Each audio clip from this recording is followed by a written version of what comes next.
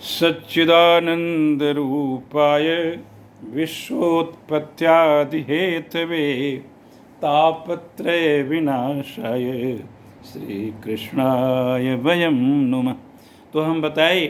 कि धुंधुकारी जो है वो प्रेत बन गया और जो है गोकर्ण धर्मात्मा बने।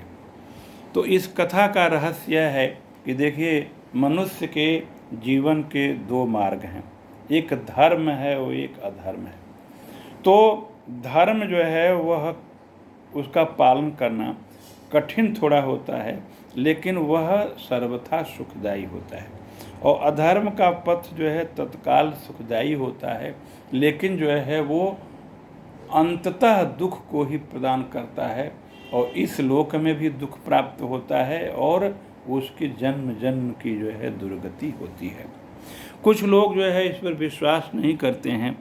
कि इस प्रकार की भी बातें होती हैं, लेकिन वस्तुतः जब आप गूढ़तम जो है विचार जब करेंगे, हमारे भारतीय जो मनीषी हैं, वेद या उपनिषद या पुराण इत्यादि, उनका अगर सूक्ष्मतः ज्ञान प्राप्त करेंगे तो ये लगेगा कि जो है हमको जो है ये मनुष्य जितने भी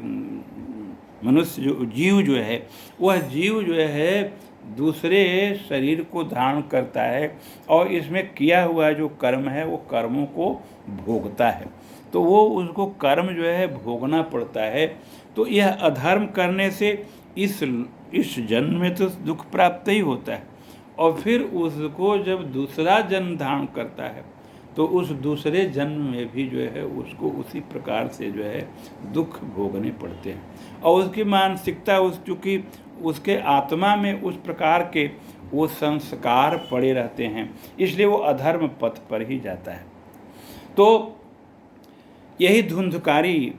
और धुंधली की कथा हमको निर्देश करती है। क्योंकि धुंधली भोगवादिनी औरत थी, उसको धर्म में, उसको संतों में और अपने जो है गृहस्थ आश्रम के धर्मों में विश्वास नहीं था। झूठ, छल, प्रपंच, कपट में जो है उसकी धारणा थी, इसलिए अपने पति से जो है छल किया।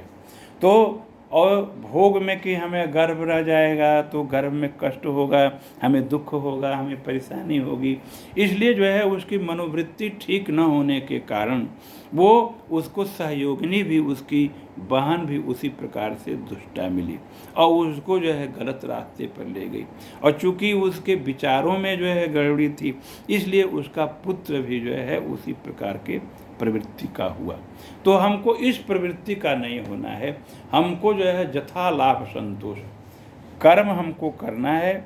धर्म के पथ पर चलना है और जो भी हमको जो है प्राप्त होता है उससे अपने गृहस्थी धर्म का पालन करना है और भगवान में मन लगाना है। तो इस प्रकार से जो मन लगाता है उसका जीवन हमेशा निरंतर सुखमय होता है। और अगर कुछ जो है उससे गलतियां हो गई हों पूर्व जन्म में या इस जन्म में, तो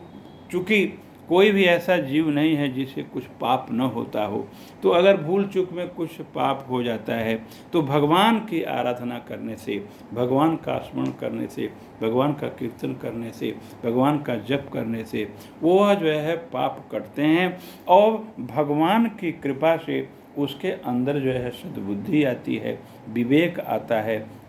उसके अंदर जो है एक कृपा की जो है भावना जब बनती है प्रभु की, तो उसके सारे विघ्न जो है टलते हैं और वह जो है गोकर्ण जैसा जो है धर्मात्मा जो जगत का कल्याण करने वाला होता है, वो जगत का कल्याण कारक होता है। तो इस प्रकार से जो है जब वही गोकर्ण जो है आए और देखे कि जो है यह प्रेत रूप में हो गया है, तो अपने भ्राता को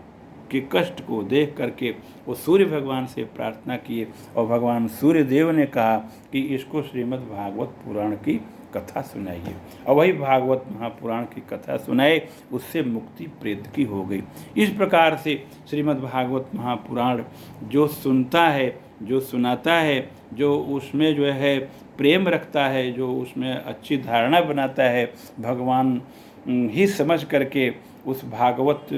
की आरती पूजन अर्चना करता है और भागवत सुन करके जो है पंडितों को दान दक्षिणा प्रदान करता है, वो भगवान के लोक को प्राप्त करता है। तो यह लोक भी बनता है और उसका परलोक भी बनता है। इसी तरह से हम संक्षेप में यह आपको यह वीडियो बना।